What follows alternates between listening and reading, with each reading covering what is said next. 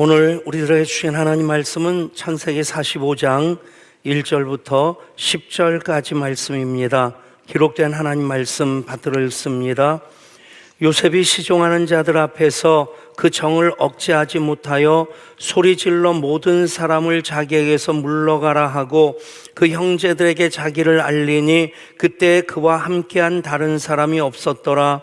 요셉이 큰 소리로 우니 애굽 사람에게 들리며 바로의 궁중에 들리더라. 요셉이 그 형들에게 이르되 나는 요셉이라 내 아버지께서 아직 살아계시나이까? 형들이 그 앞에서 놀라서 대답하지 못하더라. 요셉이 형들에게 이르되 내게로 가까이 오소서. 그들이 가까이 가니 이르되 나는 당신들의 아우 요셉이니 당신들이 애굽의 판자라. 당신들이 나를 이곳에 팔았다고 해서 근심하지 마소서, 한탄하지 마소서. 하나님이 생명을 구원하시려고 나를 당신들보다 먼저 보내셨나이다. 이 땅에 2년 동안 흉년이 들었으나 아직 5년은 밭갈이도 못하고 추수도 못할지라. 하나님이 큰 구원으로 당신들의 생명을 보존하고 당신들의 후손을 세상에 두시려고 나를 당신들보다 먼저 보내셨나니 그런즉 나를 이리로 보내니는 당신들이 아니요 하나님이시라. 하나님이 나를 바로에게 아버지로 삼으시고 그 온 집의 주로 삼으시며 애굽 온 땅의 통치자로 삼으셨나이다. 당신들은 속히 아버지께로 올라가서 아뢰기를 아버지의 아들 요셉의 말에 하나님이 나를 애굽 전국의 주로 세우셨으니 지체 말고 내게로 내려오사 아버지의 아들들과 아버지의 손자들과 아버지의 양과 소와 모든 소유가 고센 땅에 머물며 나와 가깝게 하소서. 아멘. 말씀을 시작하기 전에 먼저 양해의 말씀을 구해야 될 것이 있어서 제가 목이 좀 많이 상했는데 조금 미련해서 그렇습니다. 감기 걸린 상태로 지난 금요 성령 집회 부목사님께 좀 맡기려고 하니까 갑자기 갑질하는 것 같은 느낌이 들고, 그리고 또 달려갈 길 다 가고 선한 싸움 마칠 때까지 이렇게 그냥 내 자리는 내가 지켜야 되겠다 해서 금요 성령 집회 인도하면서 또 평소처럼 목을 썼더니 목이 많이 좀 상해가지고 여러분들이 조금 긍휼히 여겨주시면 더 은혜가 되리라 믿습니다. 뭐 저딴 소리 가지고 설교하나 하는 생각 가지신 분들은 안 계시리라 믿고, 우리가 2026년 하나님의 예스 예향의 비전으로 시작을 했습니다.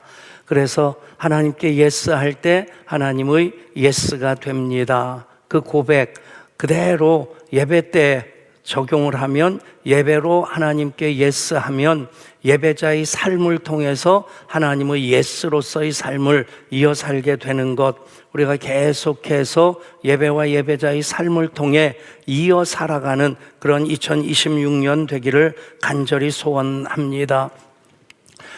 이제 석 주 전부터 아브라함과 이삭과 야곱, 오늘까지 요셉의 이야기를 쭉 이어나갑니다. 그 한 분 한 분의 믿음의 그 신앙의 특징을 본다면 아브라함은 믿음이겠고, 이삭은 순종이겠고, 또 야곱은 기도의 씨름꾼이라는 표현 그대로 기도의 사람이었습니다. 그 믿음과 순종과 기도가 그 한 분 한 분으로서 하나님께 예스하는 믿음이었고, 하나님께 예스하는 순종이었고, 하나님께 예스하는 기도일 때 그 한 분 한 분이 너는 복이 될지라 하나님께서 영적 장자로 세우셔서 그 한 사람을 통해 내 자손이 하늘의 별과 같이 땅의 바닷가의 그 모래와 같이 많을 것이라고 하는 그 약속을 이루어 가게 됩니다. 우리 교회 꿈이 있는 교회, 꿈대로 되는 교회로 시작을 했습니다. 예향이란 이름을 지을 때 기도원 한 칸 빌려서 예배를 드려야 되는 어쩌면 굉장히 초라한 모습이었지만 예향, 예수님의 꿈을 담은 그 이름으로 시작될 때 꿈을 꾸었고 그 꿈대로 하나님께서 이루어 주셔서 여기까지 올 수 있었습니다. 또 예향교회 일대 목사로서 예향 1.0 시대를 마무리하는 그 시점에서 우리는 또 새로운 꿈을 꾸면서 2.0 시대 이대 목사님과 함께 세워갈 그 2.0 시대 더 큰 꿈을 꾸면서 하나님 이루실 일들을 기대하는 것, 우리를 통해서 하나님 이루고자 하시는 일인 줄 믿습니다. 비전으로 움직여지는 교회, 그것이 사도행전의 교회였고 그런 교회가 교회다운 교회라 믿습니다. 어떤 교회는 전통에 의해서 움직여지는 교회가 있습니다. 한 교회가 100년 이상 그렇게 오래 교회의 역사를 이어왔다고 하는 것 하나님의 은혜이고 특별한 복인 줄 믿습니다. 그런데 그런 교회들 보면 장로님들이 주일 대표 기도하실 때 빠뜨리지 않고 하는 기도 내용이 있는데 역사와 전통을 자랑하는 우리 교회라고 하는 말이 빠지질 않습니다. 그 교회가 그 전통을 은혜로 고백하고 또 새롭게 역사하실 하나님을 기대하면서 나가야 될 텐데 단지 전통만을 바라보고 그것만을 자랑스럽게 여기게 되면 거기에 자칫 묶여 있을 수도 있을 것입니다. 그런 교회 보면 피아노 움직이는 것도 그것이 재직회에서 시비거리가 되기도 하고 예배 순서 하나 바꾸면 그것 때문에 그냥 고성이 오고 가는, 그냥 전통에 묶여서 가는 그런 교회가 있다면 그 교회 건강한 교회라고 얘기할 수 없을 것입니다. 재정에 의해서 움직여지는 교회가 있습니다. 그런 교회들 보면 예산 짜는데 정말 애를 쓰고 교회 살림 잘해야 되니까 예산 잘 짜야 되죠.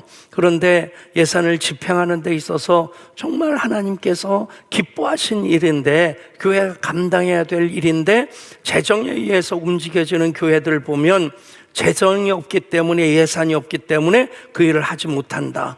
그냥 다 잘라버립니다. 재정도 하나님 기름 부심인데 그것에 묶이게 되면 그런 교회는 재정에 의해서 움직여지는 교회이겠다 싶습니다. 또 프로그램에 의해서 움직여지는 교회도 있을 것입니다. 많은 프로그램으로 교회를 더 건강하게 세워나가고자 하는 것은 좋은데 그 프로그램을 움직이는 데만 모든 교회의 에너지가 집중되어지고 정말 교회다움을 위한 선교적인 비전으로 나가지 못할 때 그 교회는 그냥 프로그램에 의해서 움직이는 교회에 불과할 수 있겠다 싶습니다. 예수님의 꿈인 예향이라고 하는 이름으로 시작할 때 기도원 한 칸 빌려서 시작했음에도 불구하고 하나님께서 그 꿈대로 이루어 주셔서 교회 개척하고 10년 만에 예배당을 짓게 되었고 또 10년 간절히 기도했을 때 모든 것이 다 불가능한 바랄 수 없는 중에도 바랬을 때 하나님께서 다음 세대 비전센터도 시작하게 하셨고 이제 순적하게 공사가 진행되어서 3월 말 준공을 목표로 하고 있습니다. 이 모든 과정 우리 교회는 꿈을 꾸는 것으로 비전을 붙잡고 비전에 헌신하는 것으로 그것으로 하나님께 예스하는 과정을 삼았을 때 하나님의 예스로서의 많은 증거들 보면서 여기까지 올 수 있게 되었습니다. 예배다운 예배의 꿈을 꾸었을 때 예배 기름 부심을 허락해 주셨고 교회다운 교회의 꿈을 꾸었을 때 교회다운 교회를 세워나가게 하셨고 다음 세대의 꿈을 꾸었을 때 다음 세대를 우리 교회 비전의 궁극으로 선포했을 때 다음 세대 부흥도 아울러서 비전센터까지 건축하게 하셨습니다. 그렇습니다. 꿈을 꾸는 것은 모든 것의 시작이 되어져야만 합니다. 그리고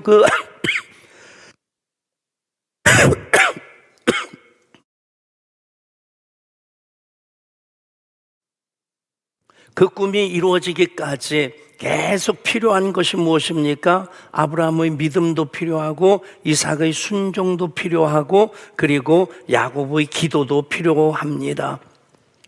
그래서 우리는 꿈을 꾸는 데 있어서 꿈을 형편이나 아니면 사정에 의해서 제한하는 것 별로 좋은 것 아니라 생각합니다. 우리 속담이 많은 것들이 운명적인, 숙명적인 그런 의미들을 담고 있지만 이거 참 좋다 싶은 것 있는데 그것이 바로 새우잠을 자더라도 고래 꿈을 꾸라는 겁니다. 따라 하실까요? 새우잠을 자더라도 고래 꿈을 꿉시다. 여러분, 새우잠을 자야만 되는, 쪼그려서 자야 될 만큼 옹색한 살림이라 할지라도 고래 꿈을 꾸면 그 삶의 형편을 핑계거리로 삼지 않습니다. 그 모든 과정 통해 눈물을 쏟지만 그 눈물이 기도로 바뀌게 되고 그 눈물이 믿음을 더 키워나가는 눈물이 될 때에 반드시 그 꿈 이루어지게 될 줄 믿습니다. 그래서 창세기 전체를 정리하면 아브라함의 믿음, 이삭의 순종, 야곱의 기도, 그리고 요셉의 꿈까지 이어지는데 이것을 하나의 공식으로 만들 수 있겠다 싶습니다. 즉 믿음 플러스 순종 플러스 기도는 꿈이다. 아멘. 여러분, 꿈으로 시작되어지긴 하지만 믿음도 꿈입니다. 믿음은 바라는 것들의 실상이요 보이지 않는 것들의 증거라. 그런데 이 꿈이 계속해서 영롱한 빛을 발하고 끝내 이루어지는 꿈의 성취가 되기까지 필요한 것이 무엇이냐? 믿음도 순종도 기도도 필요하다는 것입니다. 여러분, 이 공식을 마음속에 새기시고 여러분 삶의 법칙으로 삼아, 신앙의 법칙으로 삼아 살아가실 수 있기를 원합니다. 믿음 더하기 순종 더하기 기도는 꿈이다. 요셉은 꿈을 꾼 사람이고 또 그 꿈 때문에 많은 시련을 겪었던 사람입니다. 그런데 그 시련 때문에 결국 꿈이 작아지지 않았습니다. 결코 그 꿈을 포기하지 않았습니다. 시련이 강하면 강할수록, 환난이 심하면 심할수록 오히려 요셉은 그 꿈을 더 견고하게 세워나갔고 그 꿈을 더 소중하게 품어 안았습니다. 그럴 때 끝내는 그 꿈이 성취될 수 있었던 것입니다. 요셉은 야곱의 12아들 중에 11번째 아들로 태어납니다. 야곱의 아내가 4명이었죠. 4명이어서 복이 4배로, 기쁨이 4배로 많았을까요? 아니었을 것 같아요. 야곱을 보면 어쨌든 가장 사랑했던 아내가 라헬인데 그 라헬은 아기를 낳지 못하다가 이미 배다른 형제 10명이 태어난 다음에 11번째 아들로 태어납니다. 마지막에 라헬의 2번째 아들 베냐민이 태어났는데 그 해산의 그 과정 속에서 베냐민은 태어났는데 라헬은 목숨을 잃게 됩니다. 그래서 어떻게 보면 야곱 입장에서 베냐민을 볼 때는 뭔가 좀 원망이 있지 않았겠나. 그렇지 않았다면 막내인 베냐민을 가장 사랑했을 것 같은데 요셉을 사랑해서 채색 옷을 입히고 하는 그런 이야기는 나오는데 베냐민을 사랑해서 그렇게 편애했다는 얘기는 성경에 나오질 않습니다. 이 사랑이 지나치게 될 때, 이 원칙에서 벗어날 때 오히려 사랑 때문에 문제가 생겨지는 경우들이 왕왕 있는데 바로 요셉이 아버지 야곱의 지독한 편애 때문에 형들의 시기를 받게 되고 그러다가 끝내 꿈을 꾸는데 그 꿈 때문에 형들이 죽이고자 하는 마음까지 갖게 되고 끝내는 종으로 애굽으로 팔려가게 되기까지 합니다. 요셉이 17살 때 꿈을 꿉니다. 첫 번째 꿈은 곡식단들, 형제들의 곡식단이 자기 곡식단에게 절하는 꿈이었고, 두 번째 꿈은 새 해와 달과 별들이 자기 별, 요셉의 별에게 절하는 그런 꿈을 꿉니다. 그때 나이가 요셉이 17살이었습니다. 요즘 나이 17살도 적은 나이 아닙니다. 그런데 그 당시에 17살이라면 결혼해서 가정을 이룰 만큼의 그 나이입니다. 그렇다고 한다면 이 꿈을 꿨을 때 이야기를 한 결과가 어떨 것인가에 대해서는 충분히 미루어 짐작할 수 있었을 겁니다. 그렇지 않겠어요? 가뜩이나 형들의 그 질치를 한 몸에 받고 있는데 이런 꿈 얘기까지 했다? 그러면 그래 너 잘났어. 그 정도로 끝이는 반응은 아니었을 겁니다. 그 결과가 어떻게 이어지는지 성경이 기록한 것을 우리가 다 알고 있습니다.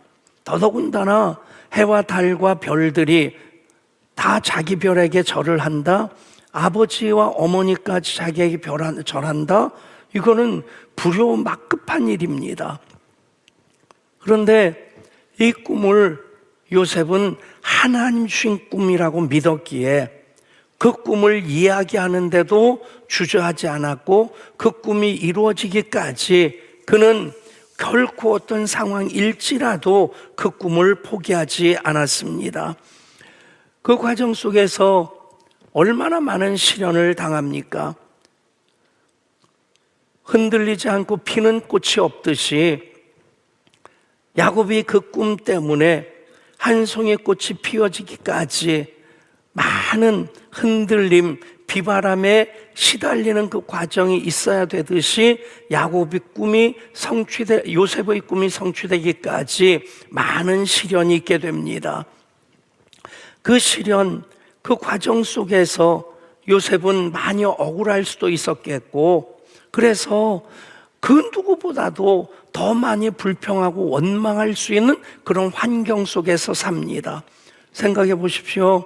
단지 꿈 얘기했다고 죽음의 위기에 처합니다. 간신히 목숨은 부진을 했는데 웅덩이에 갇혔다가 미디안 상인들에게 팔려서 멀쩡하게 그 아버지 야곱의 사랑을 받던 그 아들 요셉이 이제는 노예로 전락해서 팔려나갑니다. 보디발의 집에서 얼마나 정직하게 성실하게 열심히 일했으면 그 집의 대소사를 다 관장하는 가정 총무가 되었겠습니까? 모든 것을 다 맡겼는데, 그런데 보디발의 아내의 유혹을 신앙 양심으로 물리쳤을 때 그것 때문에 오히려 또 모함을 받아서 감옥에 갇히게 됩니다. 감옥에 갇혀서 포도주 담그는 자, 포도주를 왕의 상에 올리는 그 신하의 꿈을 해몽해 주어서 그 사람이 덕분에 다시 복직되어지고, 그랬으면 요셉을 기억하고 요셉의 억울함을 풀어줬어야 될 텐데 까맣게 잊어버리고 배은망덕하게 자기 편하게 사는 그것에 만족하고 살아가고, 그 모든 과정에서 보면 여러분, 요셉만큼 원망할 말이 많은, 요셉만큼 불평할 일이 많은 사람 쉽지 않으리라 생각합니다. 그럼에도 불구하고 요셉은 그 모든 과정 속에서 그 꿈을 오히려 더 소중하게 끌어안고 그 시련의 과정, 흘리는 땀과 눈물, 쏟는 피를 이제 정금같이 되어 나오게 하실 하나님께서 연단하신 과정으로 그것을 받아들입니다. 대추 한 알이라는 시가 있습니다. 장석주 시인의 시입니다. 저게 저절로 붉어질 리는 없다. 저 안에 태풍 몇 개, 저 안에 천둥 몇 개, 저 안에 벼락 몇 개, 저 안에 번개 몇 개가 들어있어서 붉게 읽히는 것일 게다. 저게 혼자서 둥글러질 리는 없다. 저 안에 무설이 내리는 몇 밤, 저 안에 땡볕 두어 달, 저 안에 소승달 몇 날이 들어서서 둥글게 만드는 것일 게다. 여러분, 대추 한 알 둥그러지고 대추 한 알 붉어지는데도 천둥 몇 개, 벼락 몇 개, 무설이 몇 개 들어가야만이 그것이 둥그러지고 또 붉게 익혀진다는 것입니다. 여러분, 그 어떤 꿈도 노력 없이 성취에 이를 수는 없습니다. 만약에 꿈은 꾸는데 꿈을 위해서 땀과 눈물을 흘리지 않는다? 여러분, 그 꿈은 한마디로 일장춘몽이 되고 말 겁니다. 개꿈이 되고 말 겁니다. 꿈을 위해서 그 꿈이 어떤 꿈이든 간에 땀을 흘려야 됩니다. 눈물을 쏟아야 됩니다. 피를 흘려야 될 때도 있습니다. 그 과정 통해서 요셉의 꿈은 오히려 더 영롱하게 빛을 발했고 더 단단하게 다져질 수 있었던 것입니다. 요셉의 꿈, 어떤 꿈입니까? 성경은 요셉이 절 받는 꿈이라고 말씀하고 있습니다. 절 받는 꿈. 많은 사람들이 요셉이 총리 대신이 되었다, 그것으로 요셉의 꿈이 성취되어졌다고 본다면 요셉이 꾼 꿈의 가장 중요한 부분을 놓치는 것이라 생각합니다. 절 받는 것은 감동을 줄 때, 많은 사람들에게 거룩한 영향력을 끼칠 때 비로소 절을 받을 수 있게 됩니다. 다음 주면 설 연휴가 되는데, 설 연휴면 가족들 모여서 가정의 어른들에게 절을 합니다. 물론 아주 어린 애들은 세뱃돈을 염두에 둔 절일 수도 있겠지만 어느 정도 나이 든 사람들이라고 한다면 부모님께 받은 은혜와 사랑 기억하면서 존경하는 마음으로 절을 하는 것입니다. 여러분, 요셉이 절 받는 꿈을 꾸었다. 이것은 단지 국무총리가 되었다, 그런 권세를 손아귀에 쥐었다 하는 것이 아닙니다. 거룩한 영향력을 끼칠 때 그는 보디발의 집에서도 절 받는 사람이 되었고, 감옥에 갇혀서도 절 받는 사람이 되었고, 또 애굽의 총리 대신이 되었을 때 총리 대신이 된 요셉에 대해서 요셉이 하는 말씀이 있습니다. 무엇입니까? 하나님이 나를 바로에게 아버지로 삼으시고 그 온 집의 주로 삼으시며 애굽 온 땅의 통치자로 삼으셨나이다. 바로라고 하는 그런 절대 권력자 아래에서 총리 대신으로 있음에도 불구하고 바로가 아버지로 삼았다. 그만큼 요셉을 바로도 존경했다는 것입니다. 여러분, 그 꿈이 바로 요셉의 꿈입니다. 요셉의 꿈을 꾼다면 남편은 남편으로 절받는 남편이 되어야 할 것입니다. 아내는 아내로서 절받는 아내가 되고, 또 부모는 부모로서 절받는 부모가 되고, 자녀들도 부모가 정말 사랑만 하는 것이 아니라 존경할 수 있는 그런 자녀가 될 때 절받는 자녀가 될 수 있겠다 믿습니다. 사탄이 우리를 속이는 건 무엇입니까? 돈이 많으면 절받을 수 있다, 권세가 있으면 절받을 수 있다, 명예를 얻어야 절받는 존재가 될 수 있다, 성형수술해서 얼굴을 고치면 절받을 수 있다, 목사님들 중에서 목회를 크게 하면 절받는 목사가 될 수 있다. 다 사탄의 속임수입니다. 영적 장자로서 그 거룩한 영향력을 끼칠 때에, 예수 그리스도의 십자가를 지고 섬기는 자로 살 때에 절받는 꿈을 꿀 수 있고 그 꿈을 이뤄갈 수 있다 믿습니다. 요셉의 꿈, 절받는 꿈이었습니다. 그 꿈이 이루어질 때에 요셉이 형들에게 고백한 아주 중요한 말씀이 있습니다. 당신들이 나를 이곳에 팔았다고 해서 근심하지 마소서, 한탄하지 마소서. 하나님의 생명을 구원하시려고 나를 당신들보다 먼저 보내셨나이다. 영어로 얘기하면 아주 간단합니다. Not sold but sent입니다. 나는 팔려진 존재가 아닙니다. 나는 보냄을 받은 존재입니다. 여러분, 팔려진 존재라고 생각하면 모든 것들이 원망과 불평의 이유가 됩니다. 왜 나는 좋은 부모님, 돈 많은 부모님에게서 태어나지 못했을까? 여러분, 내 삶을 형성하고 있는 모든 조건들, 적어도 대한민국에 살고 있다고 한다면 전 세계 지금 선진국들도 대한민국을 부러워하는 부분들이 참 많습니다. 2026년 대한민국에 사는 것만으로도 전 세계 적어도 한 7, 80%가 부러워하는 삶을 살고 있습니다.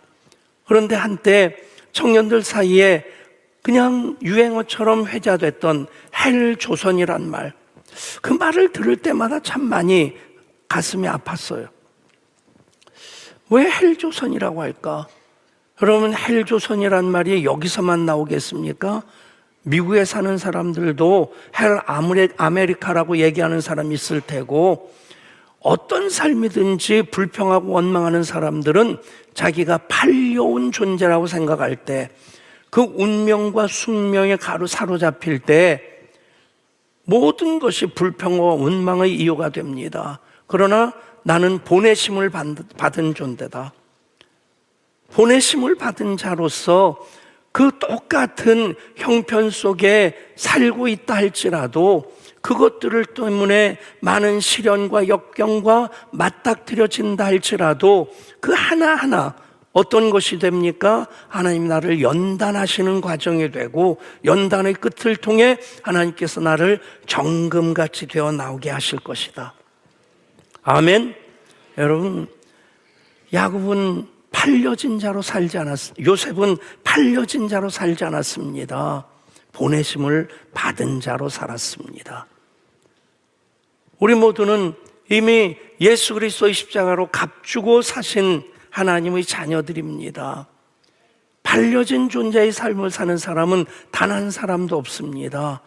여러분, 한 분 한 분은 보내심을 받은 자로서의 사명의 삶을 살고 있음을 믿으시기를 바랍니다. 이야기 하나 드리면서 말씀을 마치고자 합니다.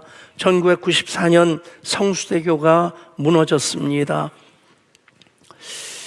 아침에 교회 출근해서 교회 행정실에 걸려있는 그 TV를 통해서 그것을 보면서 저는 소름이 끼쳤습니다.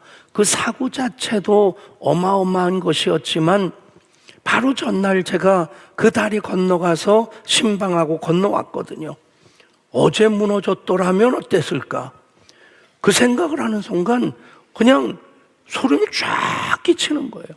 그때 32명이 목숨을 잃었습니다. 그 중에 이승영이라고 하는 서울교대 3학년 학생이 있었습니다. 교대 3학년 학생으로 강북에 있는 한 중학교로 교생 실습을 나간 지 닷새 만에 버스 타고 가다가 다리가 무너졌고 그 버스가 떨어져서 목숨을 잃었습니다. 그 가정에서는 불과 11개월 전에 군인이었던 아버지가 과로로 목숨을 잃었고 11개월 만에 또 그 딸을 보내야 되는 그 슬픔 속에서 장례를 치르고 그 어머니가 유품을 정리하다가 딸의 일기장을 발견합니다. 눈물을 삼키면서 일기장을 넘겨보다가 문득 이런 부분을 보게 됩니다. 내가 일생 동안 하고 싶은 일, 그리고 14가지의 소원을 써놓은 것입니다.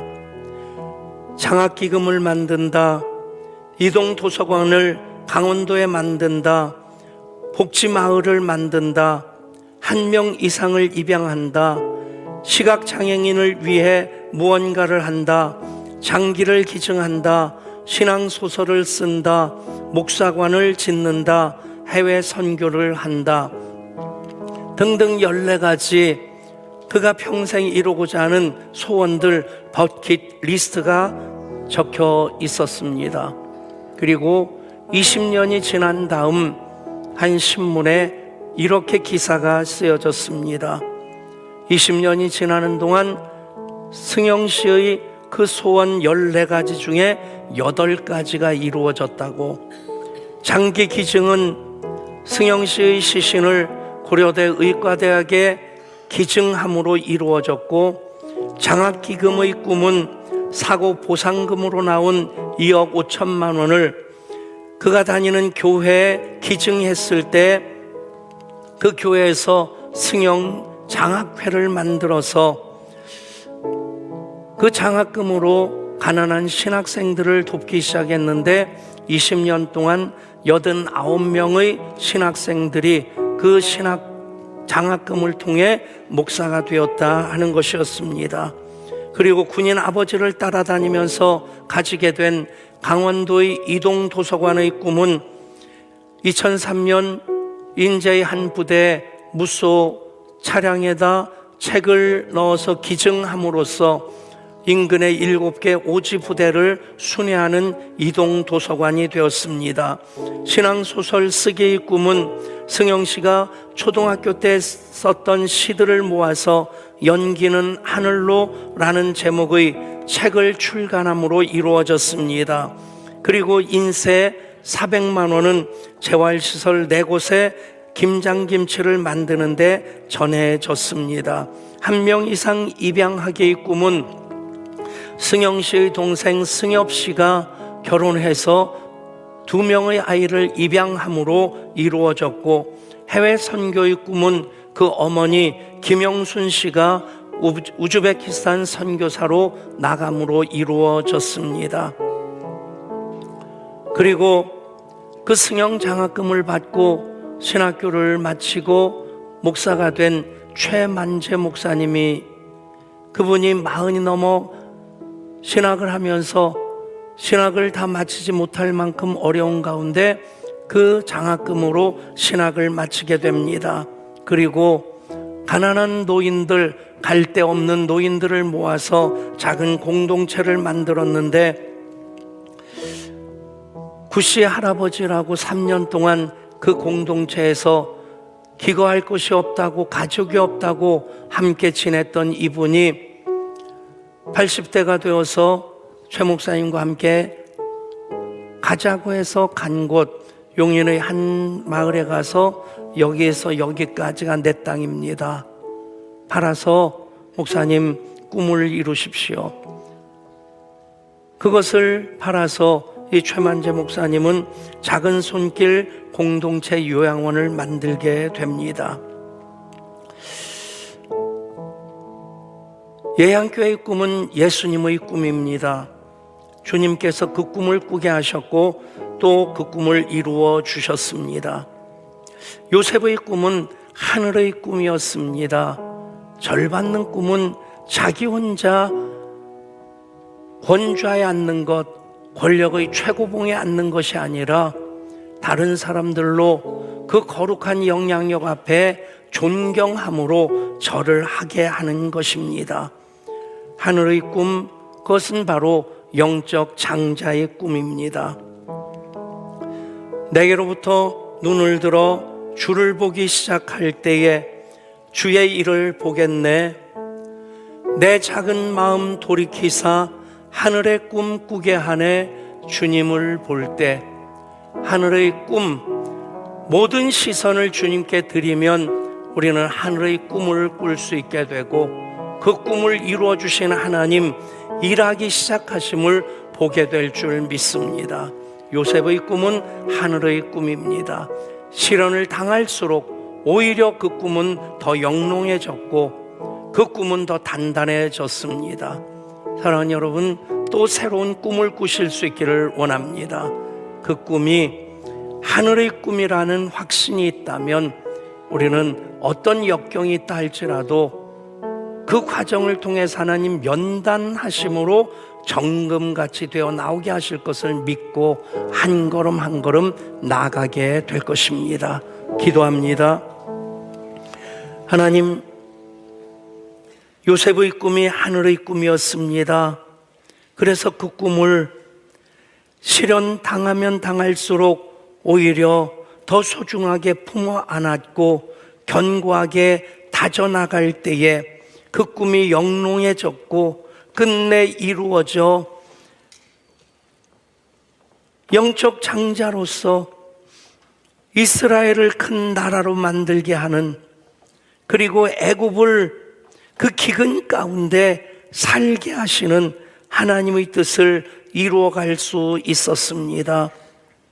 지금까지 우리의 꿈도 참 소중한 꿈, 귀한 꿈이었지만 이제 새로운 꿈을 꿀 수 있는 우리들 되게 하여 주옵소서.